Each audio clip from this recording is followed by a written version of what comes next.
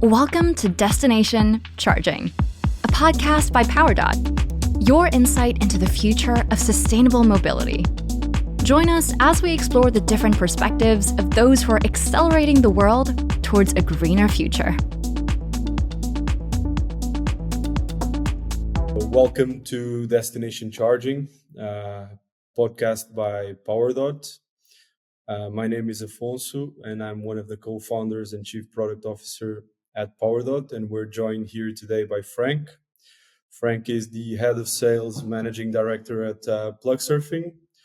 Welcome, Frank. We're glad to have you here with us. I will let you do the honors, and maybe you can introduce yourself and explain a little bit about what Plugsurfing is and do, and I imagine most of our audience will be familiar with Plugsurfing already. But again, welcome and thanks for joining us today.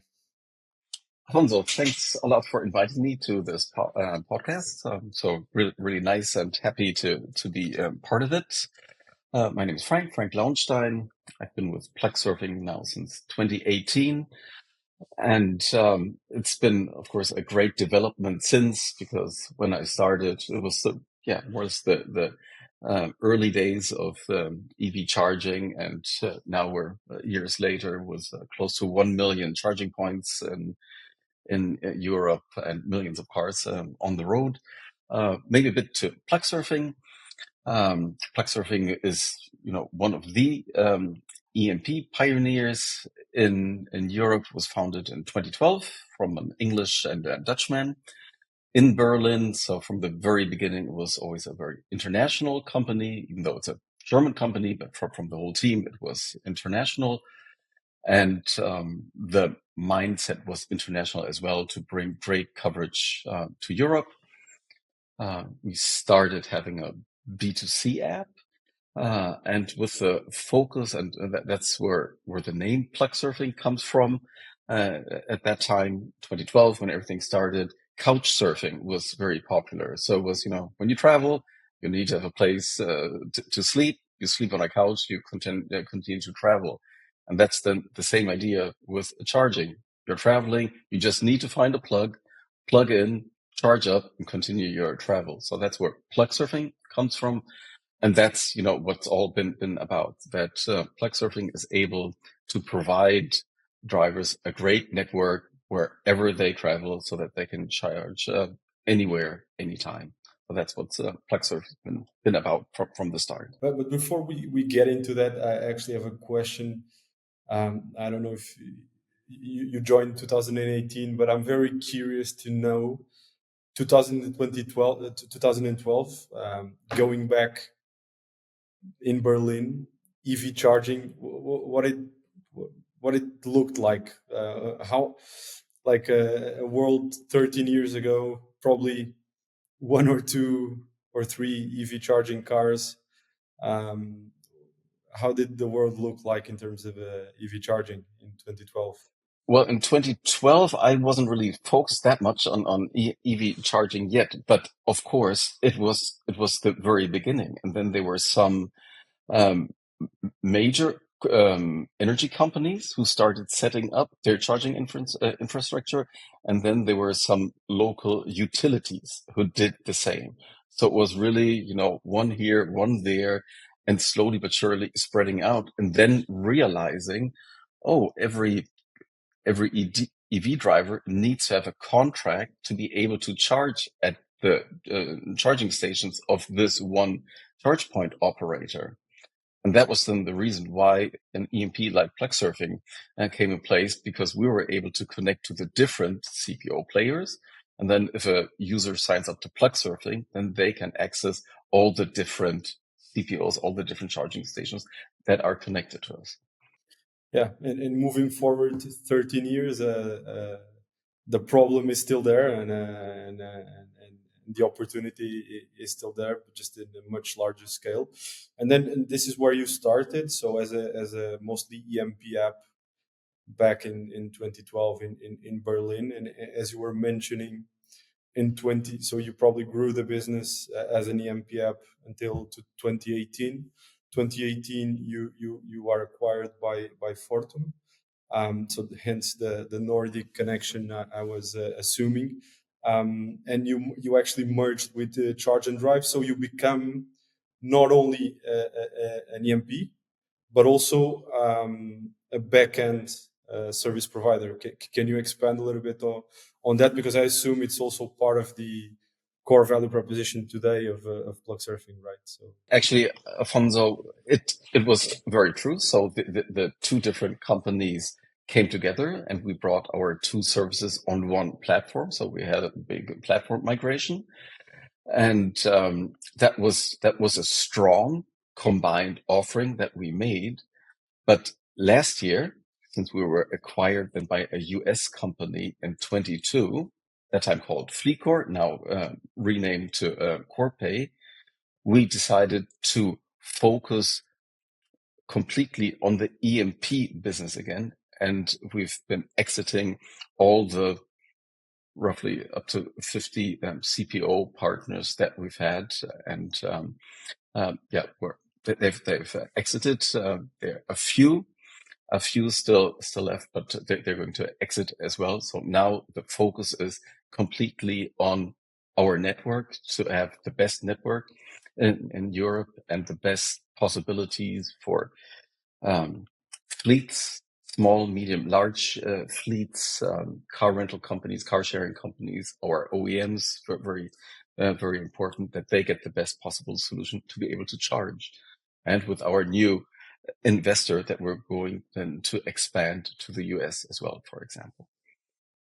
Yeah, it's super interesting then. So it's a paradigm shift in 22 when you start to refocus again just on EMPs, on your EMP business. So could you potentially expand on why? What was the opportunity, and what leads you to focus just on the EMSP or EMP business again? And I'm asking this because, well, obviously I haven't introduced this, but Powerdot has a vision that is very much pro roaming. So we think that the industry will only thrive with cooperation, and we are a pure CPO, so we rely on companies and partners like Plugsurfing to allow the users to access our network. So I'm very much interested in understanding why the shift, and what opportunities do you see in the business on the EMSP perspective, and then maybe we can get on the dig a little bit deeper on the OEM aspect of it, which is also very interesting for us, and I'm sure for the audience. Yeah, sure, Afonso. Very, very happy to do that. So, actually, in 2018, we started changing from only having a B2C app to offering B2B solutions. And the interest then came from the OEM. So it was actually Jaguar with iPace in 2018 that they needed a charging solution. They went to this little Berlin startup, and we actually won the deal. And then we saw how valuable our solution is for the large B2B partners. And so from that time on, we focused a lot on the OEMs and the car sharing companies, all of that. And when Charge and Drive then came in, they of course had their big solid business as well. But at some point in 22, we realized to have the market leading solution, we cannot, have such a broad offering. So we just need to focus more to have our team focusing on one of these large segments, because the competition is doing the same. So if we would have stayed being a charge point management service provider, then we would have continued competing with the other ones who just do that as their core business. And that would have been a too broad and big challenge. So then we decided, no, we're going to do this part where we know that we're excellent. We know that we bring a lot of value to our existing large partners and to our sister companies inside the Corpay world as well, who are large fleet companies. So it's Travelcard in the Netherlands, it's Allstar in the UK, who have tens of thousands of B2B fleets as their customers. And our charging network helps these fleets now to transition from ICE fleets to mixed hybrid fleets, and then at some point going to be pure EV fleets in the future. Yeah. So that was the reason why we decided to go on fully on the EMP business again. Absolutely, and I'm very much aligned. I think we at Powerdot we share the same value, or we place the same value into focusing and focusing on what we believe is right, and we very much focus on the CPO and being the best CPO we can be in terms of execution, deployment, and providing the best user experience for our customers, and also on our core thesis of destination charging, which is something I would love to get into as well down the line in this podcast. But you were mentioning first OEM contact was Jaguar. I guess that since Jaguar until today, you've acquired plenty of other OEMs as well. Could you talk a little bit more about that, and particularly on how the relationship of Plugsurfing with OEMs works today? What type of value do you bring to the OEMs, and how does the partnership work? I would love to hear some more about that. Yeah, sure. Because I mean, that's exactly what I do and what I love to do as well. I think what's important to understand is that every OEM is different to the other one. Every OEM has their own brand, their own characteristics, and they know what they want to stand for and what they've been standing for in the past. And that they translate into the EV world as well.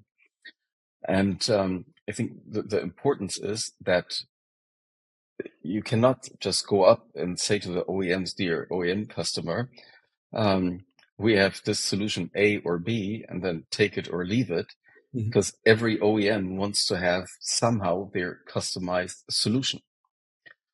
And so there, I think Plugsurfing is very strong to be able to really understand the exact requirements and needs of their OEM partner, and then to deliver exactly what they want and need now, and to have a clear vision of where this can develop to in 2, 3, 5 years.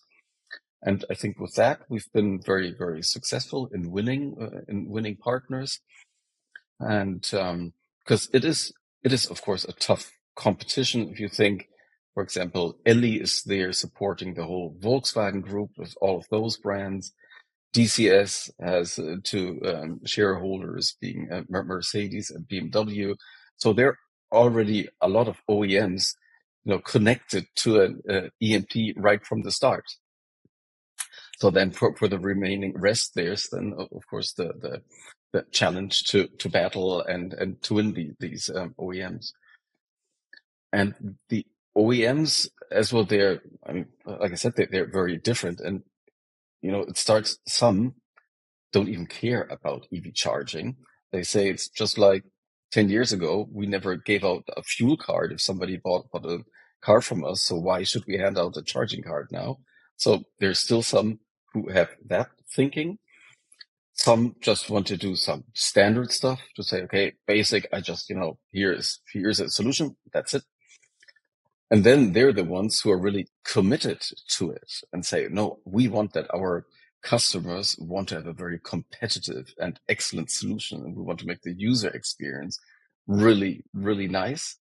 And then there are ones who are really thinking years ahead and say, no, we want to be part of the whole ecosystem, with vehicle to home, vehicle to grid, partnerships with solar panel partners, all that. So in all, from not caring at all and then really shaping the whole future, in between, we have to play. And I think with our approaches, with having a super strong offer and then being able to customize, that's how I think we're able to serve in a very good way our OEM partners. Yeah, I would love to dig a little bit deeper on that. So super interesting that you mentioned there's a broad range of OEM positioning, let's say, so from the most basic to the most advanced. So could we potentially dig a little bit deeper on what is the most basic type of service that you provide? And when I say you, feel free to generalize but what is the most basic type of service or that an OEM requests? What does that look like? Well, and then maybe we can run through the spectrum until we get to the most visionary CPOs that want to control their range, and what is their vision for the future of EV charging. I would love to explore a bit there. Yeah, good. So the most basic solution is that the OEMs hand out a Plugsurfing charging card when the car is being delivered. So it's the Plugsurfing charging card. And on the flyer, it says, please download the Plugsurfing app. And so that's where it starts. So they just sign up as any EV driver who wants to be a B2C customer of Plugsurfing. And they get to see the Plugsurfing app in their infotainment in the car because you... No. That's just the Plugsurfing app on the smartphone of the driver. That's the most basic thing. So, and then to have a charging card. That's the beginning. The next step is that OEMs would like to have the Plugsurfing app, but in their look and feel. So that's the white label app. And with the white label app, they can start customizing it as well. So maybe customizing the network size.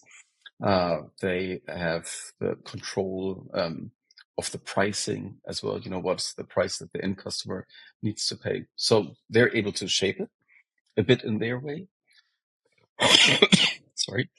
But where really the fun part starts is when they have an API connection to us. And then the complete charging solution from Plugsurfing is shared from our backend to the backend of the partner. And they then either display the charging solution in their own app and inside the vehicles, inside the dashboard of the cars. Okay. And that's, of course, you know, that is where we're talking about state of the art, because then it's completely customized to the wish of the OEMs. Yeah. And then you have completely the same network inside of the app as inside of the vehicle. Because what a lot of OEMs still have at the moment is they have their map providers. And if you think about TomTom or Here, for example, they have their own charging POI data. Yeah. But that differs from the Plugsurfing network. I mean, there's a large overlap, but of course, there's a certain percentage which is not matched. And if you show in the vehicle a different network than where the people can charge at, you can already foresee what are the problems. A driver of an OEM drives to a charging station because they see it inside the vehicle, but they actually cannot charge there because it's not connected to the Plugsurfing network, for example. So with this API connection, really what you see is what you get, right? And that's... And I guess you also add value there because given that you are the ones providing the charging point data, you get to curate it, make sure that it's actually accurate, instead of just it's a bulk massive data pool of EV chargers with minimal curation. So the charger might not even exist or not be functional with real-time status updates. So I guess that this API connection, which you said, and I think it was very well put, is state of the art, means that if I'm a driver, I acquire the car in the actual infotainment system. In the map, I will see accurate information regarding charge points, and I will actually be able to charge using the Plugsurfing app, which is the recommended app by the OEM. All from within the car, or to charge, I would actually need to use the RFID card or mobile app? All of that is possible. So the charging card, as we all know, is the most reliable access to the charging station. It can happen via the app. It can happen from inside the vehicle as well. And then, of course, there's plug and charge, which is, getting more and more traction. And so all these possibilities exist and can be used. And then it's up to the OEM if they want to, for example, just display the chargers inside the vehicle, or if they want to have the button as well to click and start remotely the session from inside the vehicle. This is state of the art. Is there an additional stage where it's really, really futuristic? Because I guess that this one is most likely where it's today, right? It's a reality today for some OEMs. Is there an additional future stage, where it's really thinking 5 years from now, 10 years from now, what does the future hold? Okay, 5 to 10 years, that's far away in this super quick and dynamically evolving industry. But things which are happening now is that there's a lot of connecting data happening. So inside the vehicles is, of course, the state of charge, which is then shared and combined. And with the network, we can do the filtering. One thing that we haven't spoken about yet is there can be, let's say, positive and negative filtering. So the positive is, for example, highlighting a CPO because it's a preferred partner. It's a partner where the pricing is better. It's a partner who's part of a subscription package. So if you sign up to the subscription, you get better rates at that CPO. And for example, then the negative part can be that we're able to filter out CPOs that are not so reliable because their PUI data is not correct enough, that the remote charging doesn't work properly, that they don't send the charge detail records directly after the charging session, that the invoicing is not working properly. There's so many reasons why a CPO, and you know it, of course, very well, the challenges on your side. There are a lot of CPOs who do not match the needs of an OEM. So the OEM can filter out these partners as well. So that's where a lot is going to on that one side, highlighting strong partners, and on the other side, filtering out the ones that have not reached that level yet. And what is going to happen as well, and that's what Plugsurfing will be able to offer, is to combine it with other services as well. So services like maintenance in the garage, tire change, car wash, parking. All these things are inside of the CorePay family. They're sister companies, and we're at the moment now combining these different puzzle pieces to be able to offer it to our different partners that we have. And that really brings so much additional value to the whole charging solution. And I think that's quite unique at the moment. So a very strong differentiator from our competitors, because we can combine so many different services into one. Yeah, I mean, it seems like a super, super strong value proposition.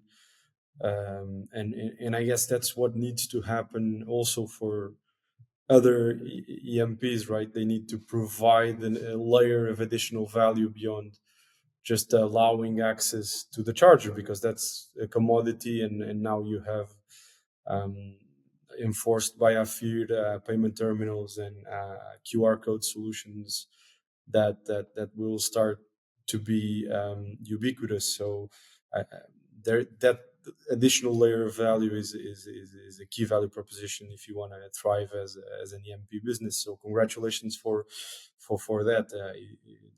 I think it's a move in the right direction. And so I think we covered the OEMs.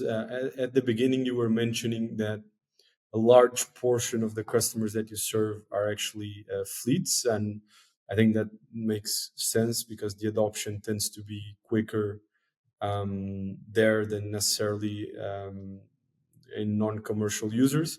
How do you see the charging needs. So what are the specific charging needs of fleets that you are serving today as an EMP business? Yeah. So at the moment, Plugsurfing has a few large fleets, but together with our sister companies, it actually starts from the freelancer having his fleet as a B2B partner, and then the small to medium fleets, and then growing further. And for these fleet partners, we're setting up the solutions. Either they're already existing with our sister companies, or we're combining it.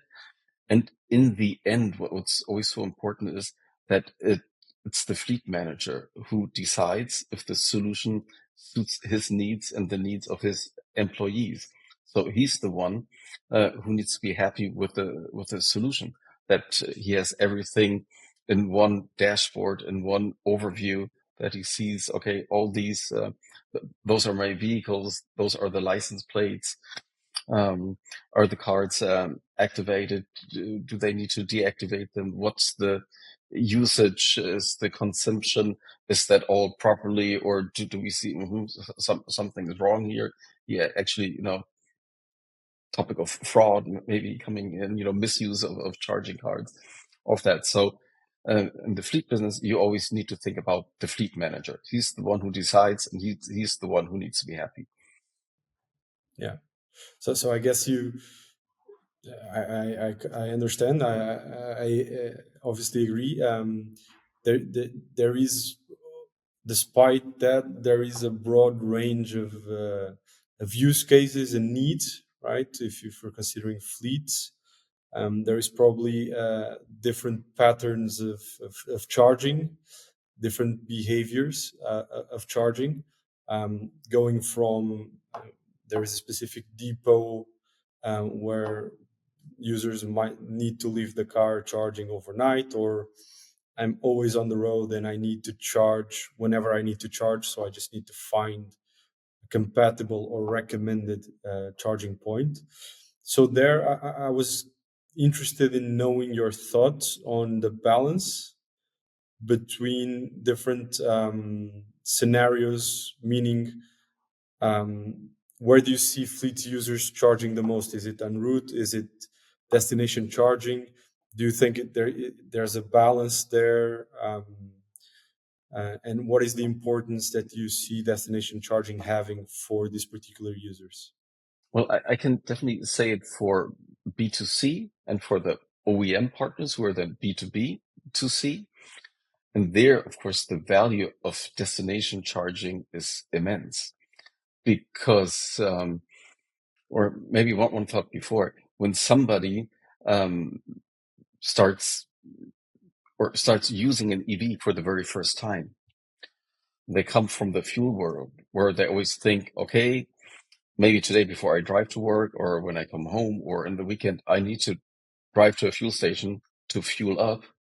That they need to have a shift in their mindset, that they say, okay, I'm going to charge every time that my car, or I can charge every time my car is being parked. And that can ideally be at home, but we all know millions of people live in apartments and do not have a wall box at home, so it doesn't work for everyone.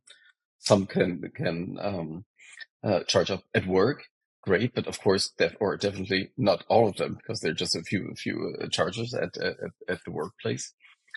You have public charging, and then what's really the beauty of charging is the destination charging, because you go to the gym, you can charge up, you can run the extra mile, or you can stay another round in the sauna, and your car is being charged up. And same, it's with a restaurant, it's at the supermarket, it's at the shopping mall. What I, for example, love to do is when I drive to the airport and I bring somebody there, or I pick somebody up, I always go to the charger there, even though I can charge at home. Because if you're parking there anyhow, and the chargers are in the central place of the airport, you need to pay a lot for parking anyhow, and you can combine it with charging. It's just excellent. So for me, this destination charging, that's really the beauty of EV charging. Yeah, And so it brings so much value to the drivers, to the customers, and they need to realize it. So at some point it makes click, and then they know, well, that's how I can do it. absolutely. And what you just described is our entire belief system at Powerdot is that EV charging is especially destination, is a much better experience. Let alone all of the other benefits that EV charging brings. Just it's a so much better experience than fueling your car at the gas station, because you don't even need to think about it. You just go to a place, there's a charger, you go about your life, you do whatever you need to do, and your car is charging, and you don't need to wait around or sit there until you get to 80%. You take the time that you're going to take doing whatever you need to do. You charge 20% or you charge 40%, but at your next stop, there will be another charger, and you can plug again and do what you need to do. And so it just removes the friction of going to a place specifically to charge. It's not required anymore, or it shouldn't be required anymore with destination charging, and that's the beauty of it. It's removing the friction and just embedding the experience in your daily life. So what you just described is I think our entire belief system, and the beauty of destination charging. So fully aligned there. And even going back to my previous question on the fleets, yeah, I mean, fleets also have their own errands. They also need to stop at the supermarket, the restaurant, the gym, and destination charging offers a perfect alternative solution for them to fuel up. And so I guess I'm fully aligned there. And how do you see? So you mentioned that OEMs and B2Cs are perfectly aligned with this. Do you see any moves on the OEM side to try to bring additional value to this particular use case of destination charging? What I can very well believe, and it's slowly starting now, is are the marketing corporations that you can bring in. So on the one hand, what is possible now is, for example, what we do with a Powerdot. So with a certain marketing campaigns that we have special offers on your network, which makes it attractive for the drivers to go to one of your chargers to charge up, and in the end, get the same energy but pay less. Excellent. The people love it, as we both know. But the future, I believe, can be, and I think that's especially interesting for a player like Powerdot being at the destinations, to bring in a third party for a marketing cooperation. One of maybe the retailers at a shopping mall where your charges are, or with the hotel, or the restaurant, that the third party comes in and brings in additional offer for the end customer. That we actually have these three partners together in one marketing campaign. So that's where I think a lot can happen in the future, because these third parties, they're so interested in getting the EV drivers to their locations, and make special offers, and bring their services and products to the EV drivers. Absolutely, and yeah, we're already working on it as we speak. So good news there. And what about for the technology like plug and charge? Do you see it as the future standard for a good experience in terms of charging? And how do you see its technical adoption moving forward, both on the OEM side and on the infrastructure side, given that you are probably in the middle of both? How do you see it evolving? How many years do you think we are from being market standard in terms of adoption? Yeah. So we've decided already some time ago to choose plug and charge instead of auto charge, and that was that we just believed that the whole system is set up more secure and better, and with the ISO standards, we thought that was very valuable. And we already have some OEMs who have integrated plug and charge into their vehicles. And in the last years, I think it took a bit longer to develop and to ramp up as we all had believed and hoped for. But I really see now that it's getting the momentum, and more CPOs are integrating plug and charge into their infrastructure. More OEMs are requesting it, or when they sign up to us, it's already in the scope of the future solution. So it's coming. So it's taking longer than expected, but it's going all in the right direction. And I would assume 2-3 years from now, it's going to be one of the solid standards. It's of course going to take a long time until it reaches like 50% or so. But I think in 2 or 3 years, it's going to be, on the DC HPC chargers. And Are there any other technological advancements that you, being close to the OEM industry, have been seeing in other areas? well, what I see is the connection of the different services being integrated into the dashboard of the vehicles, that the driver has a credit card integrated as well, and so that all these different services are right there to be used. And that's something which is new and still at the beginning, but it's happening more and more, so that the driver already has everything prepared and set up for charging and parking and ordering some services. So everything's there and integrated. Yeah. So I think that's a big new thing happening, and a lot of OEMs are not there yet, but there are always some who lead the market and who set new boundaries, and then the others come and catch up at a later stage. Yeah, I mean, sounds super interesting. We're also been hearing some news around there. So to clarify, this would mean that the credit card would essentially be configured in your car, and you could just use that to charge for tolls. You don't need a device. The credit card is configured in your car. For parking, for any other services, where the card essentially becomes the payment method, right? Exactly. It's a one-time setup, and then the driver decides which service actually to connect to their own credit card. And then they don't need to set it up every time again. It's a one-time setup, and then only clicking on connect. I mean, it would only enhance the user experience, the convenience aspect of it. It seems like a world where I would like to live in, and it seems like it will only fuel the EV adoption by users, as it provides such a more convenient experience. Which OEMs is currently Plugsurfing working with besides Jaguar?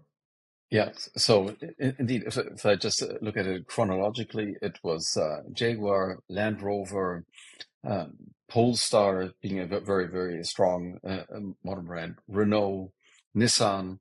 We have a lot of Chinese partners, NIO. We have Dacia coming now. We have a new Chinese OEM launching with us in 2 weeks' time. We have Lynk & Co. as a partner. We have Zeekr. So there are several. I hope I didn't forget too many. So we have 10 plus is probably the correct thing. And then with the car sharing company, it's Six Share. It's Miles. So Miles being having the largest fleet in Europe, being active in Germany and Belgium. Yeah, so we have a lot of these large partners. Which OEMs are currently in the state-of-the-art phase that you mentioned before, where they're sharing their API so that you can service their infotainment system with your stations. And Mhm. That is, for example, Polestar has a solution like that, even though using on the one hand, they're using a white label app, but then as well, we have a connection so that the whole charging network is inside of their vehicles. NIO, Chinese OEM, of course, super advanced in their whole software. They have the full integration into their app and into their vehicle.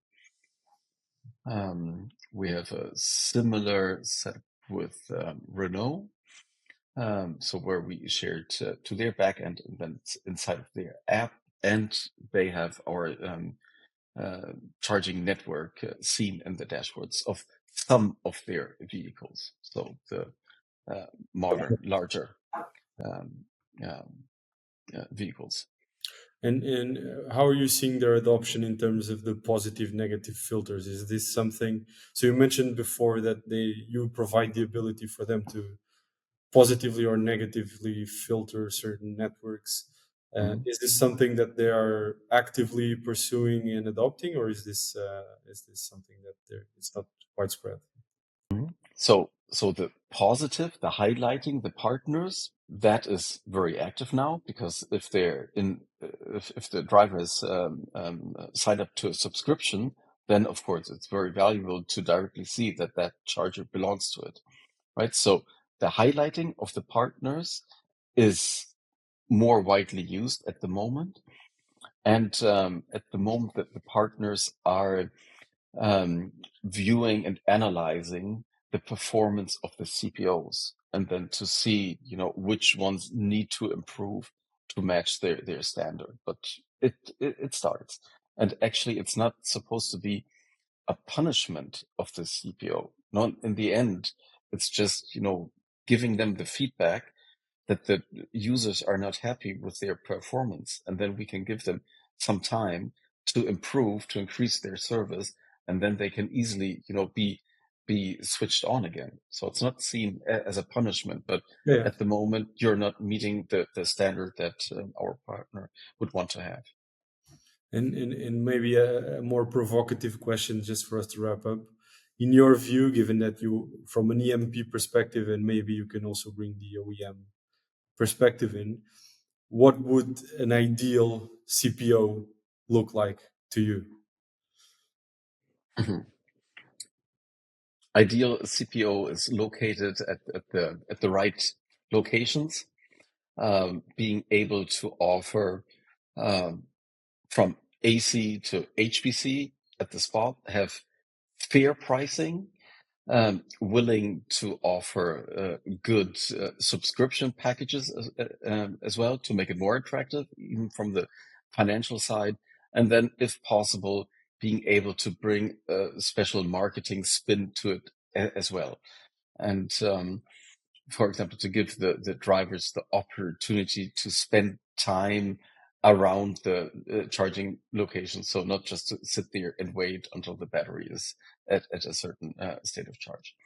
So I think a lot of things that Powerdot is doing is what a nice vision for the rest of the CPOs could and should be. Happy to hear that. And one question you mentioned subscriptions. Do you think it makes sense, given the conversation, the part of the conversation we were having on destination charging and the fact that you go to one location, you have a charger, and then you go to the next location, you have a different charger, might be the same CPO or a different one. I don't think that really matters from a user perspective. It's the availability and of a charger with an adjusted power to my dwelling time, so on and so forth. Do you think it makes sense for a CPO to have a subscription that only allows the user to access a single network from a user perspective? I think it would only make sense if the user does all the charging in this certain region where the CPO is located, then it would make sense. But and depending on the size of the CPO as well. But if you travel from one city to the other and you need to charge, and then you're already out of the size of the network, then of course this special CPO subscription loses its value once the person starts to travel. Yeah. So I think it can be it's maybe a bit too much island solution. Yeah. Well, I agree. That's was sort of a leading question, because I do think a lot about this, and it kind of gives me, if you launch a subscription that is only close to your own network, it gives the impression that the user, obviously I would love as a CPO that you only charge at Powerdot. That would be my preferred choice. But it kind of gives the impression that the user is selecting a specific location because of the charger. And I don't believe that is the case in destination charging. I think that you go to the supermarket, to that specific supermarket, because it's your favorite supermarket to shop, not because Powerdot or any other CPO has a charger there. And when we think about that in those terms, for me, it kind of restricts the user and takes away a super important part of destination charging, which is the convenience and the frictionless, completely embedded in my daily life, you know. But again, this is obviously we could spend hours discussing all of these things. Any other thoughts, Frank, you'd like to share?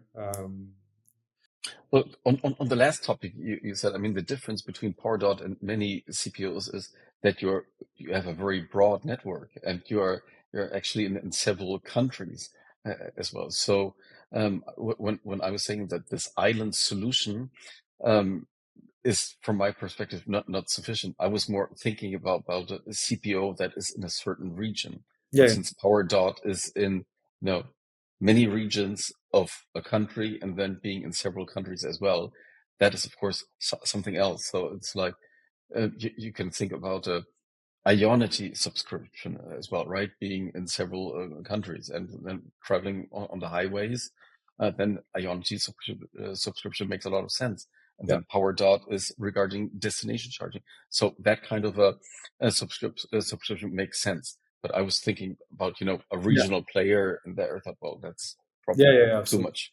Yeah, I mean, and even given the granularity of our network across 6 different European countries, the amount of chargers that we have, you could potentially do your entire life day to day and just charge at Powerdot. So in that sense, I completely agree with you, and it makes total sense what you're saying. Yeah, absolutely. And then one more, maybe the last question then to you, Afonso. When is Powerdot coming to Germany? So I'm missing your destination charges here in my daily life. Yeah, so I don't think it's in the plans. It's in the works.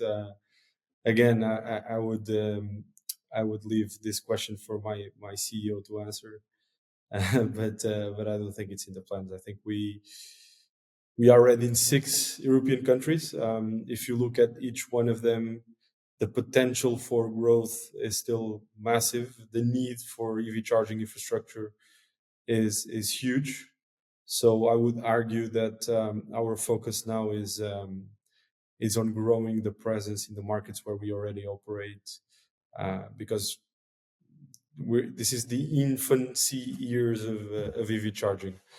We still need to get to Norway levels of EV sales. We still need to get the infrastructure, and so we still have a lot of room to grow. And going back to the beginning of our conversation, where you were saying that you wanted to focus on the EMP business, because doing multiple things at once means you're probably doing multiple things half good and not focusing and being really good at one thing.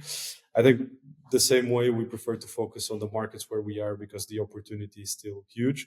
Although I would love to give you some Powerdot chargers your daily commute. But I think Germany, in particular, is very well served with EV charging infrastructure, and yeah. But it's a shame, but I don't think it's happening in the near future. Okay, but I mean, you're serving in beautiful countries, so worthwhile to travel to those countries to be able to charge at Powerdot. And then maybe at some point your CEO will see as well that, connecting the network from Poland through Germany to France, Spain. Yeah, we're only missing Germany for you to be able to travel from Portugal to Poland. Yeah. Maybe one day, who knows? I'll pitch the idea. That's good. Looking forward to that. Okay, Frank, thank you very much for your presence. It was a pleasure, and I'll be seeing you soon. Thank you very much, Afonso. Well, it was fun. Thanks for the great discussion, and looking forward to seeing you soon again. Thank you for listening to Destination Charging. For more insights and to stay connected with our mission to accelerate sustainable mobility, please visit our show notes for links and further resources. Don't forget to review and subscribe on your favorite podcast app. Until next time, and keep moving forward with Destination Charging.